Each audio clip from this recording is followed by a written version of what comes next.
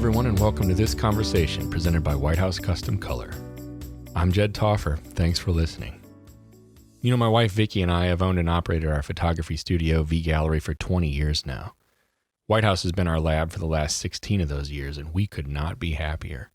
White House is a family-run business, just like ours. If you haven't already, check them out at WHCC.com. And if you want to drop me a line, feel free to email me at jed@WHCC.com. One of my favorite questions to ask someone is, what do you want? I love hearing the answers, but sometimes more than that, I love seeing the reaction that people have upon being asked the question. I found that many people don't spend a lot of time seriously considering what it is that they want their life to look like. And I think there are lots of reasons for this. Maybe they feel stuck in a circumstance that's overwhelming or unchangeable.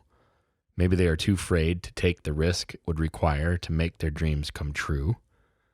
Maybe they're in a situation where the needs of others have to come before the desires of their own heart. Or maybe they're just too busy to even consider the question itself. Whatever the case may be, and whatever a person's circumstances are, I think the question is still worth asking. Arica Dorff found herself at a crossroads after pouring her heart and soul into a booming boutique business for years. After considering her options, she took a big leap and crafted the life and the business that she wanted. So I am a luxury pet photographer turned hippie living in a van, doing pet photography road trips, photographer. Mm-hmm. So I had a studio in Vegas, which is where we originally met. WPPI. I remember. Yeah. And you came to my studio. Like 07 or 08 07. maybe? You came to my studio because I opened in 2006. Oh, we need to start with your name too. I'm Arica Dorff. Because you have a different name. It's what? Arica. It is. It's not Arica. It is. And I know that, but... You can say whatever you want, but yeah. Well, I got Africa at the airport. You what? I got Africa at the airport because they just see it and they put the F in. Right. But it's Arica. Yeah. And you're the only Arica I know. And that's how I always remember that's your name, Arica, instead of Erica. Do you want to hear a quick Jed Toffer story? Yeah. Okay. Sure. So I was going to WPPI every year, right? So 2006, I would go, and then I met you and Vicki because she was speaking, and she was like the big thing, and she still is, but especially back then, that was like the thing, like, oh my gosh, Vicki Toffer speaking. Right. So I met you guys, and then I saw you the next year, and then you went to my studio, right? Because it was just a random, I remember coming to your studio. A bunch of people It was very boutique-y. Yeah, and we were going to sushi or something. Yes. So there's like Carl Kaler was there, and all these John people. Snow, I think, too. Yeah, and Steve Winslow and all those people. Yes. So we went and did that, and then the next year I saw you, and I was like, hey, Jed, Arica Dorff, how are you? And then the next year I was like, hey, Jed, Arica Dorff. Because, you meet so many people, and then you don't know who they are, and then you don't want to look down at their badge, right? Because you're like, don't remember their name, but then you don't want to pretend. So it was like finally like the 5th year in a row that I went up to you, and I was like, hey, Jed, I was like, Arica Dorff, and you're like, Arica, I know who you are. And I was like, oh, okay, cool. I did say that to you. But it took yeah, you did. But you were like, I got it. I hope I didn't come across No. You were just like, I got it. It's been 5 years. I got it. I know who you are. Well, I remember who you were from I do better than most at that. There's a lot of things that I'm not very good at, but something that I am pretty good at are names and faces. There you go. See, I remember the dogs' names, not the owners' names. Well, my wife, now Vicky's terrible at both. During a session even. She'll get the names in like a family of 3. Yeah. Right? And not remember. See, she has to do the Post-it. That's what I do. I stick a Post-it in where I have my toys, my squeaky toys. Yes. I Post-it with all the dogs and animals like and people's names. Sheet. So then I'm like, I'm grabbing a toy and I look at their names really quick. That is really I know, slick. because I forget people's names. Too. Well, I remember most people's names, but yours was easy for me because it stuck out just because it's so unique to me. Well, I don't know anybody I don't either. Okay, well, and not a lot of Jeds out there either. Let's do this. Start with your bio again because I interrupted you. Okay. Because I do think it's interesting that you were all boutique pets, and I remember that, and I remember what it looked like, and it was fancy. Mm-hmm. And you saw like the minor league version of my studio. It ramped up even after that. It did, because I saw that on the social medias. We doubled our square footage and yeah. And so you got really fancy. Yeah. And you know what? Let's do this. And then what happened? Okay. Let's do that. Okay. You get really fancy. So we had the 1,200 square foot studio. It was great. And then we were growing.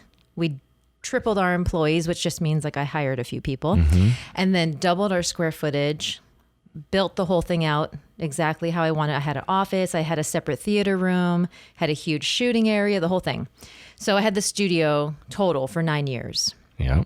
And then my husband one day, so he was in law enforcement and he got out of it. He was doing like private protection. And then one day he said, I want to get back into law enforcement. So he said, but wherever I go, I want to put in, 17 years or whatever till I retire. Right. So I want to stay at the same department. So I can apply like here in Vegas because he was at Highway Patrol or whatever. So he said I could go to Metro or some other department. And he said, but if I do that, we're staying here 17 years. And I swear the studio went on the market like the next day. Because I was like, we were in Vegas for 16 years. Yeah. Before that, right. Right. And I was just like, I mean, I loved it there, but I was like, I don't have another 17 years in this same town. You know what I mean? Like we needed a change. Okay. So we were like, no, we're moving. So I sold the studio and we went like this. I know you can't see that, but we just went, whoop, that sounds good. And we pointed to a map and we moved. Okay. Yeah. Yeah, you kind of closed your eyes, pointed. Yep. And without jobs, we just moved. Where did your finger land? Washington State. Yeah. So we are right smack dab between Portland, Oregon and Seattle, Washington. Okay. Yep. What? It's in Napa Vine, Washington. Napa Vine. Yeah. Okay. So Chehalis, Washington, Napa Vine, Washington. Okay. Yeah. So that's small town. I'm out in the country. Yes. Yeah. Horses, cows, chickens. And he's a police officer. He's a police officer there. Yeah. Okay. Yeah. And then you decided to. So I took like a year-long break from photography. All right. Because I was just like mentally fried. I was fried after the 9 years. After 9 years of boutiquing. Yeah. Right. And so I was doing a lot of road trips with my dog, my bloodhound Gracie. So I was just doing road trips and we were going backpacking in Canada and doing all these hikes and everything. And that's where the idea for my pet photography road trips was born. So I was thinking, how cool would it be? You were doing these by yourself? Oh, yeah. Primarily? So people were like, oh, how do you and your husband and your dog fit? And I was like, no, my husband's not involved in this. He wants nothing to do with being a hippie in the back of a van. He doesn't? Oh, no. That was another one of my questions. No, this is just me and my dog. Like, you're doing this with your dog because you want to do this. Yeah. And he's not doing it because he doesn't want to do it. He flies out and visits us. Okay. So like when we're in Vegas, when we stop through there, he flies out. This last year in San Francisco, he flew out. Okay. But he has to work. Someone has to work, right? Yeah. Like do a real job and hold the house down and do yard work. Right, and right. He does all that. Right. Yeah. So, that's where the idea was born. I was like, how cool would it be if I could travel with my dog and see new places, but like make money doing this and shooting sessions. So I announced my first road trip. So I've done 3 now. So it's now become like an annual thing. So I announced my first one and I just said, hey, I just threw it out there. If any, would anyone be interested? I'm thinking of doing like a, 5,000-6,000 mile road trip through, 6, 7, 8, 9 states. And you just threw it out there on the Facebook. Yeah, on Facebook. And I had a small email list. I mean, not very big, but just, and so it's slowly building, but mostly through social media. Right. And yes, and I had and the cool thing about, and so everyone always asks like, how does that work and how do you get people? I just did a road trip and I went through Colorado and Wyoming and Utah, and they're like, how do you have clients in those places? Right. But Vegas is very transient. Right. People are always coming and going. People have second homes. I mean, all over the country, all over the world. So that was really cool. I mean, if I had a business in a really, really small town, like where I am now, I don't think, I wouldn't have clients all over the place. So you think you had a pretty good foundation, or that you got a foothold initially because you were in Vegas? I'm riding the wave still. Okay. I mean, I'm roughing it out of my car because I used a camper van the first year. And then I was like, I'm just going to put a bed in the back of my SUV. So there's just a bed in the back of my SUV with me and my dog. And then we just drive 7,000 miles and stop and shoot sessions. And we average one a day. So we did about 35 sessions in 35 days. 35 sessions. Yeah. That's a lot more than I expected. Yeah. So each road trip, so the first one was, it's been building. 30 sessions and 35. So, but that's about my limit. And my husband's like, okay, do you want to come back and live with me? So I'm like, I try to limit them and I'm like, okay, let's, So I try to do like 4 to 6 weeks ish. Okay. Yeah. So, but my clients are surprisingly all over the place. And so I had people who, like I said, have second homes in Idaho and Wyoming, and people who've moved to Colorado. And the really cool thing, want to hear a cool story about marketing? Yes. Okay, so you might have known, I did adoption portraits for rescues and shelters. So it's just one of the community service things that I've always done. I still do them on my road trips. We devote an entire day to in different cities, rescues and shelters, and we do them obviously complimentary, just helping the animals find homes. So there was this adoption portrait at my studio that I did 10 years ago. There's a dog named Frankie. So it was a basset hound, and I did his portrait, and his parents saw the picture and they adopted him. So they started following me on social media, and they saw that I sold my studio and this whole thing. And they saw that I was posting, I'm doing this road trip. I'm going to be going through Colorado. I've never met them before. They reached out to me and said, oh, we adopted Frankie. Here's his picture. And I'm like, I remember Frankie. I remember that dog. Yeah. He's still alive. He's 12 now. And they booked a portrait session with me. And they were one of my biggest sales on this road trip. And people that have, and because I've been kind of riding the wave of like, yeah, I'm roughing it out of my car, but people still know me as the high-end boutique. So that's still the mindset that they think that that's who they're working with. I mean, because they are. Because it is, right? Yeah, no, it is. Right. But it just makes me laugh that I'm sitting outside of Starbucks, like stealing their Wi-Fi, doing an ordering session with a bed in my car. So is that how you do it? Yeah. Like you go to Starbucks to do like sales? And anywhere I can get Wi-Fi. Yeah. And then, so we'll talk about the sales because it's actually really cool. So, yeah, right. All right. So keep going. So I don't know what I'm going on. What am I doing? Well, you photographed Frankie because So there was a lot of clients. Like full circle. Yeah. And that was 10 years later. And I was like a free portrait that I did, and of course, when we do all these charity things, it's like, do it for the right reason, right? Like do it because it's the right thing to do. But I always tell people, you're going to get so much back. I mean, all the magazine articles that I've ever got written on me was because of the adoption portraits that I was doing. Right. And there was another client in Wyoming who used to run an animal rescue in San Diego. I've never met her before. She just knew of me because I did adoption portraits in Vegas. She's like, oh, you're that lady in Vegas. You're the one, right? Who did those adoption and then she booked a portrait session with me. So it was just kind of neat how. So that was back in your boutique days, right?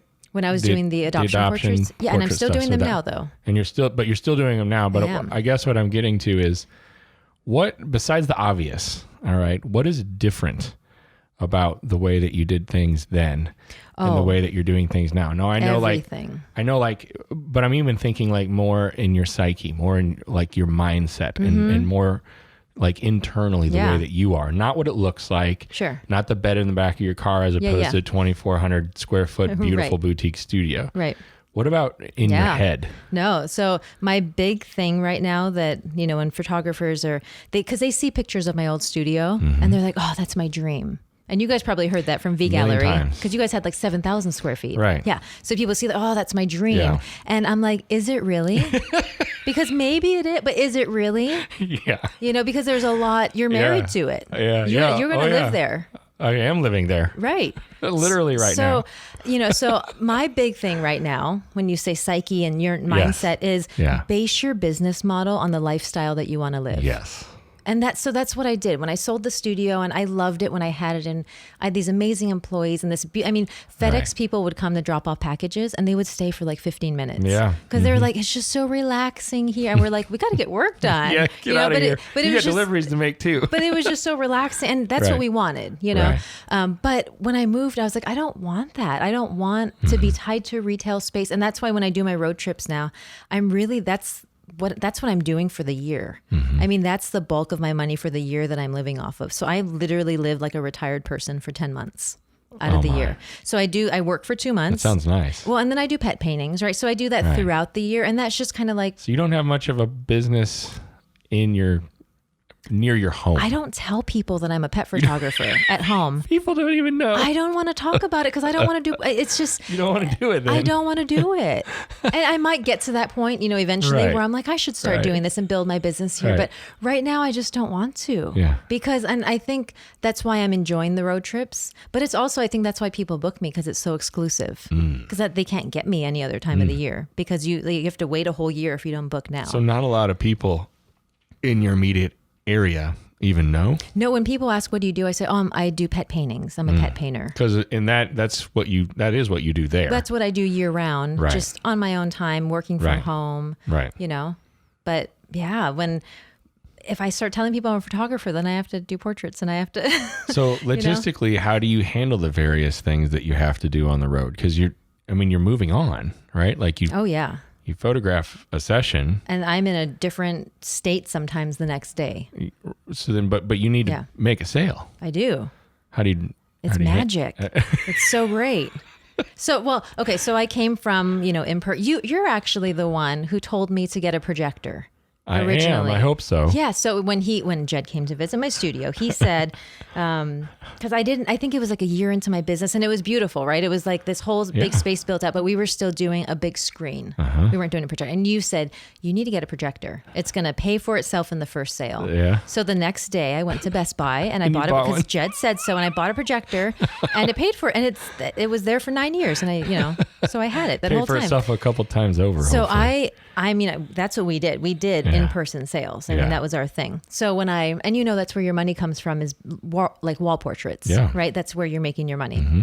So when I became a mobile photographer and I'm doing road trips, I'm thinking, am I going to be able to sell large wall portraits? That's what I'm thinking. Because I'm going to be able to sell small prints, like everyone can do that. But am I going to be able to sell large wall portraits? Mm-hmm. And it's not just the money. I mean, that's part of my, I want to create that for people. Mm-hmm. I want people to have that over their fireplace. Yeah, that's what you those want. Heirloom pieces. And I want that, right? Yeah. Am I going to be able to do that as a mobile photographer when I can't do an in-person sale? Because I'm gone. I mean, I shoot your portraits in Colorado and I'm in Utah the next day. Yeah. So what I started doing, and because I didn't want to just throw them online and let them have a cart, because we know that's a disaster, right? And then you're doing a disservice to your clients because they don't know what to order. Right.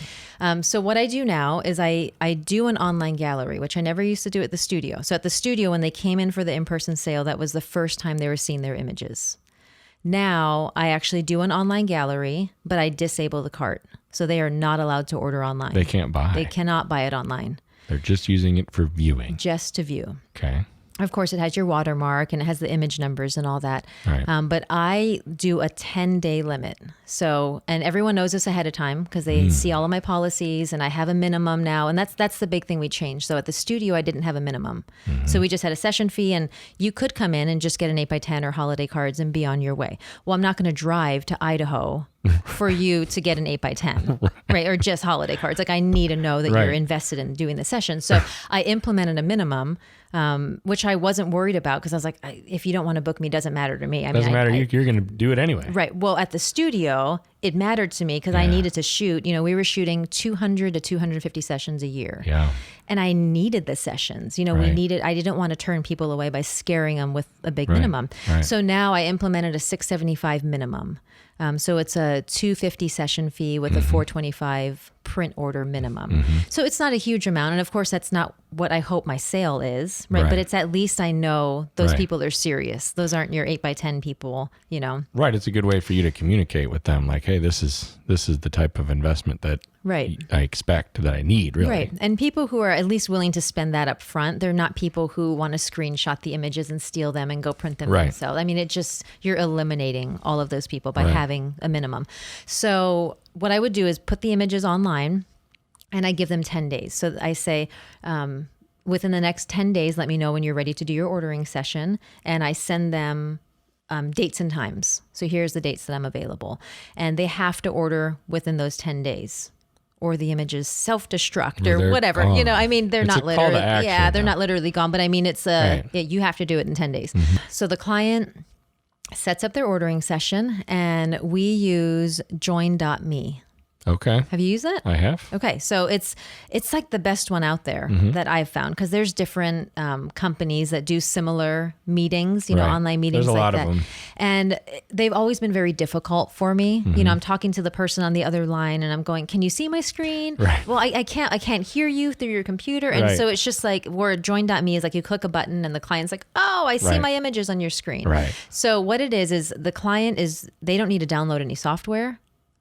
Obviously the photographer you do on your end, but the client, they don't need to download anything. They just literally click on a link and it takes you to my screen and they can see my screen. It's that simple. It just works really is the important piece. So what I do is I always talk on the phone though. So as soon as I see that they've joined the meeting, I call them and they know this ahead of time. It's all in the email. It's laid out how it's going to work.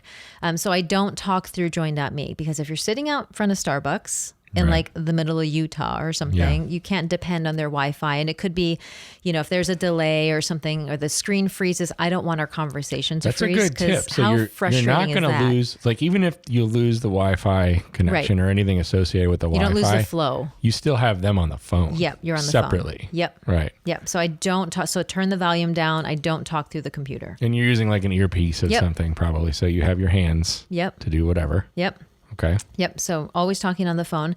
So basically I'm doing the full in-person sale that I was doing at the studio. I'm just doing it through join.me. Because you're still using room view and you're still showing wall portraits and they're still seeing what you want them to see and what you want them to buy. Right. They didn't have to make a separate trip to come see me. Usually all of the decision makers are present because you can't always get all the decision makers present in person, right? Sometimes just the wife and the husband didn't show up. And even if the husband's not like 100% paying attention, he's in the other room doing on the, in his office or whatever, but the wife can go, hold on, let me ask him really quick. And then she goes and asks, he goes, yeah, I agree. And she goes, okay. So she's right, but she's getting perfect. that confirmation from him without her, because you hear it all the time. And he didn't have to get into the car and get dressed and go to a sale. Right. And she didn't have to go, okay, well, this is what I want, but let me check with my husband and get back with you. Right. So you get it all handled there. But do you want to know the secret? Yes. Because all of that is really cool. But the secret is, okay, so you guys still have a retail studio now. We do. So you've been doing this forever. Yeah. So you ask all of your clients to take pictures of their walls?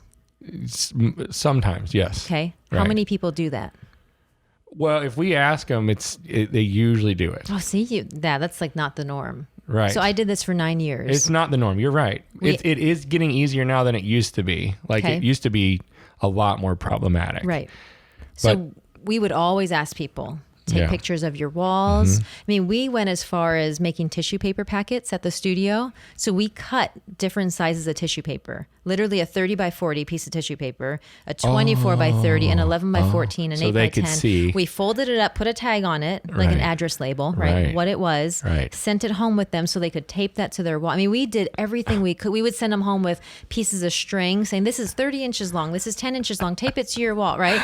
We sent them home with logos on measuring tapes, our logo on there. Just measure your wall, and everyone shows up and I forgot to do that. Oh, I meant to. Sorry. Right? No, that's true. And that cool, great that I have you in person doing a sale, but I'm still going to get that pushback of, I didn't measure my walls. I don't know about my walls. Okay, so this is what I want, but let me go check when I get home, right? And it's still that now I need to call and I can't run your credit card yet or whatever. They have that objection they can use. So this is the magic. Ready? I'm ready. That the client is at home. Oh, they're already there. They're there. So literally during the during the ordering session, 90% of my clients put me on speakerphone and they measure their walls. Yeah. And they're taking pictures and they're texting it to me and they just do, because they're focused on the ordering session, right? Because a lot of people look at their images and go, oh yeah, I'll deal with that later, right? But when they come in for the in-person sale, then okay, now they're focused. Well, same they have thing. A real-time vested interest in what's happening too. I kind of like that piece. Yeah. Like they're involved during the sale in the process of literally helping you sell them product. And like they'll literally send me pictures at that time as we're talking. Right. So we're on the phone and they're physically measuring their walls and going, okay, so it's about this, and I'm writing it down. So the room is 10 feet wide by this tall, and okay, can you send me a picture? Oh God, so I see the headboard, I see the lamp, I see. So we're talking through it. Very nice. So we actually see it, and that wouldn't happen if. So this is the really cool thing. Ready? My sales right now, my sales average is higher now as a mobile business than it was when I had a studio where I was paying $4,000 a month for rent. Right. My overhead was like 10 grand at the studio. So why shouldn't everybody do it this way? Well, I think there's a big value to doing in-person sales. I really do. It's the relationship building. Yeah, it's them seeing the products in person. I don't recommend necessarily doing what I'm doing to everybody. You mean getting in your car and sleeping in the back of your SUV? That. Very right. And everyone's like, isn't it dangerous? You're sleeping in the middle of the desert. Okay, maybe that's not for everyone. But But with if you don't have any sort of minimum or some sort of maybe it doesn't have to be a minimum, but maybe it's like our packages start at, if you're 100% an a la carte photographer, I'm not totally sure. I mean, I know you can still sell the wall portraits, but if people aren't actually there with you and not seeing your products and they've never worked with you before, I can't say that because this is fairly new for me, right? And I haven't had a bunch of people saying, I'm going and doing that now.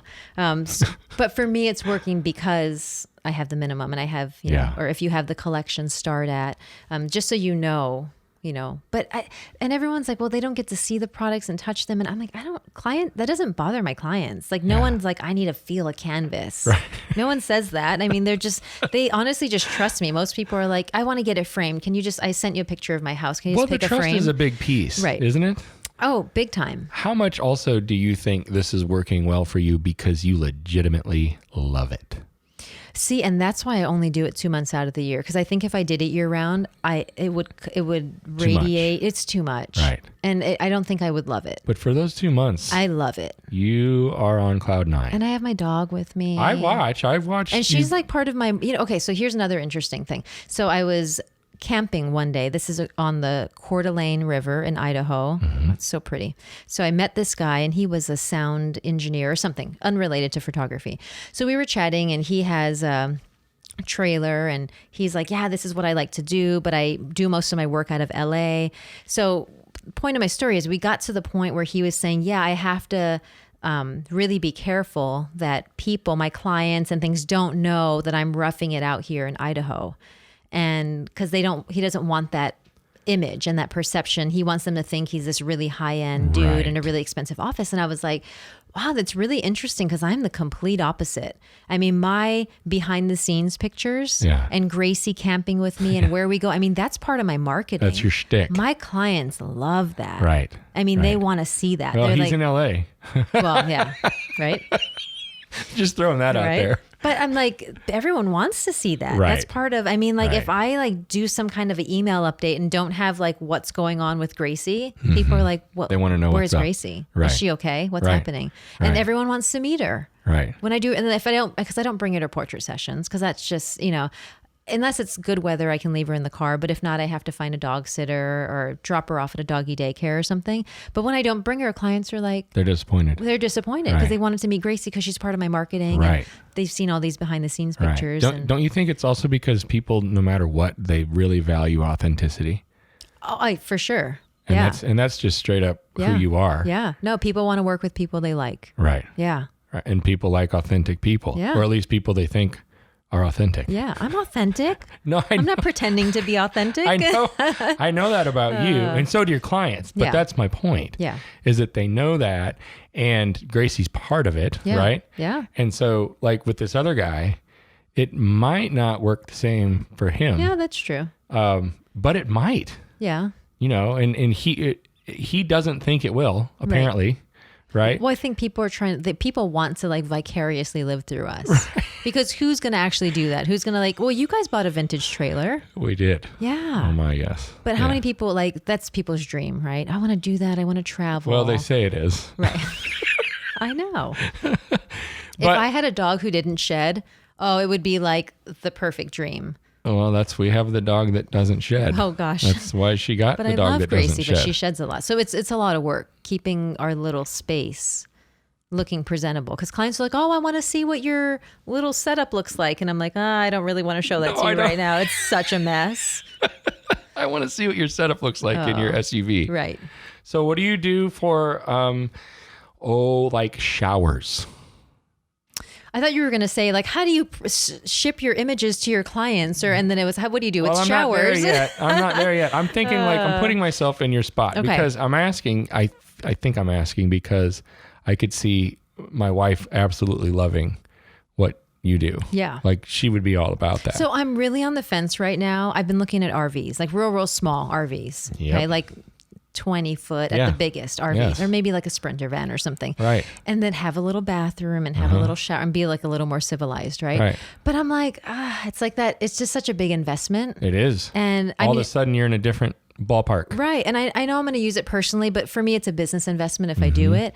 Do I really want to make that investment? I mean, Sprinter vans, I don't know how millennials are affording them because they're like over $100,000. They're ludicrously expensive. It's crazy. Right. But I mean, it's a house on wheels. So do I want to spend that? And then gas is going to be like double, triple the It's price. a lot more. Right? Like I'm in like a two-wheel everything drive changes. RV right now. So I'm like... So you don't really have any, you're looking into it, but your plan is really to not fix what isn't broken for you. It's working, right?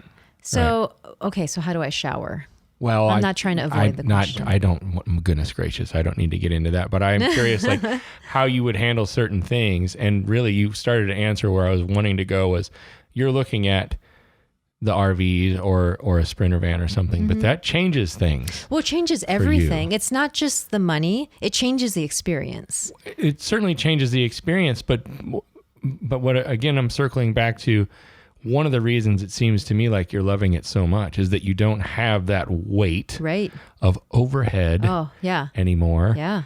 And Sprinter van or RV, you start to go back in that direction. You do. Right? Yeah. No, And so you do. But that was a huge, so 9 years, our rent was $4,000 a month for 9 years. Okay. My goodness. So I had 3 employees I had to pay and all the other expenses, if your AC breaks, it's $5,000 to fix that, so it's just, there's a lot that goes with an overhead, with a brick and mortar building.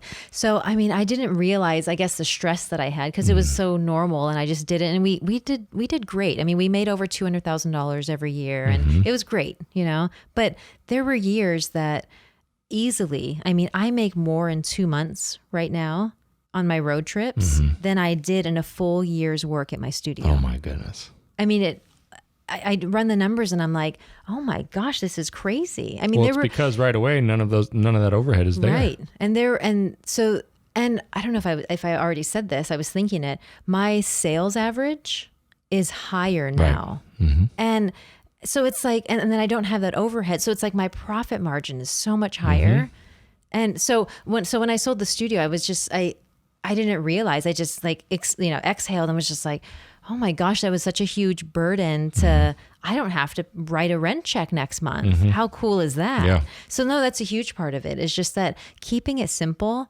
And if it's working, and there's probably a lot of, so I'm not doing in-person consultations anymore. Right. Consultations aren't a thing. Because I used to do that. That was a thing. Not the in-person consultations. Right. Anyway. I pushed it with people. I'm like, get people, if you have a studio space, get them there. If you're giving away a silent auction donation, don't mail it. You have a studio. Make them show up and pick it up. It's a free thing that you're giving to them. It's the destination piece, right? So I don't have that now.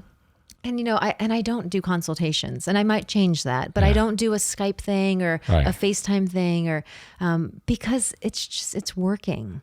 So I'm like, I don't know. I'm just one of those that could my sales be higher? Maybe.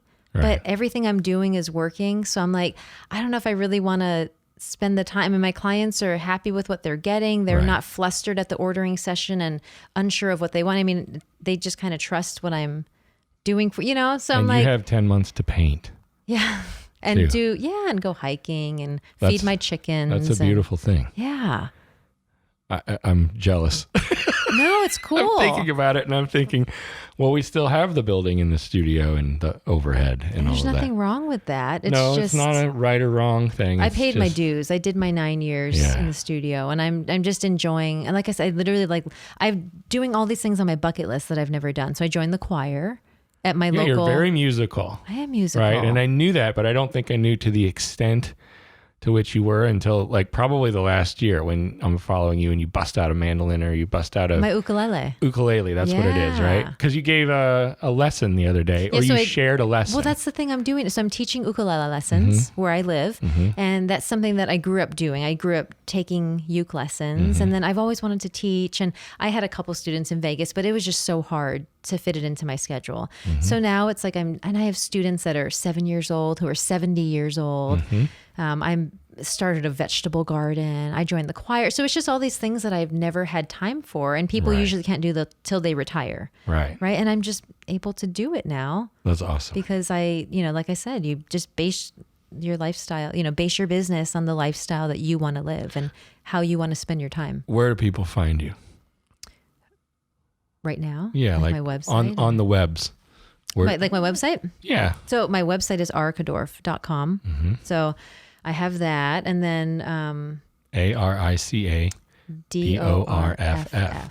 Right. Yeah, as in Frank. Because it's so funny. Like I always hear FF and then people go SS. Yeah. No, FF. Frank. Frank. So and that's where they can go. That's where they can go. And then I have a little sign up. I don't send a lot of emails. I probably send like an email quarterly. So it's just a kind of like, here's what's going on. Here's what Gracie is doing because everyone wants to know, right? So I have a little thing on my homepage if people want to sign up and see my newsletters and see what so it's been really fun just teaching and speaking and all of that. So I've been kind of still riding that wave and that's been evolving because usually when I was teaching and speaking, I was doing studio pet photography. Right. That was like my thing. So it's been really fun to like evolve as like a speaker. Right. And like I'm meeting tons of new people through like West Coast School and all these places. So that's been like, that's been really cool. But I'm on Facebook too. Just, I don't know, Arica Dorff. That's my personal page. I'm friends with all of my clients. Right. Some people don't do that.